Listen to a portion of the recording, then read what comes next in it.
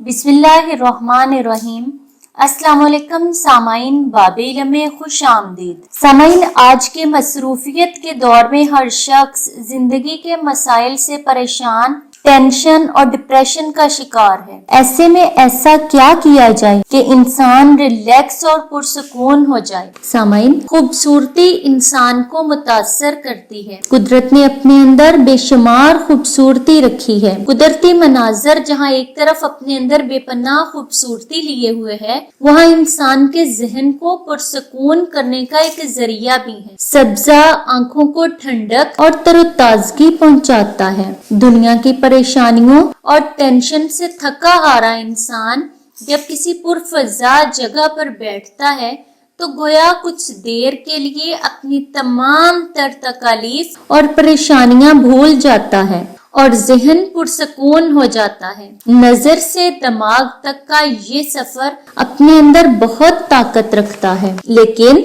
अब सवाल ये पैदा होता है कि मसरूफियत से भरी इस जिंदगी में किसके पास इतना वक्त है कि रोज ऐसी पुरसुकून जगहों पर जाया जाए और थकन और परेशानियों से छुटकारा पाया जाए। लेकिन आप जहां भी हों, अपने जहन को पुरसुकून करने में कामयाब हो सकते हैं। किसी आरामदेह जगह पर बैठकर या लेटकर आंखों को बंद कर लें। तमाम सोचें जहन से निकाल दें। खूबसूरत जगह का तस्वुर जहन में लाएं, जहां हर तरफ सब्जा, फूल और दरख्त हों और एक खूबसूरत सी झील हो। आप इस मंजर में खुद को महसूस करें और आहिस्ता आहिस्ता इस मंजर को बढ़ाते जाएं। आपके जहन की स्क्रीन पर ये मनाजर उभरते जाएंगे और 10 मिनट तक इस तस्वर को जहन में जमाए रखने से आप खुद को बहुत पुरसुकून और हल्का फुल्का महसूस करेंगे। सामाइन, नमाजों की पाबंदी करें और दुरूद पाक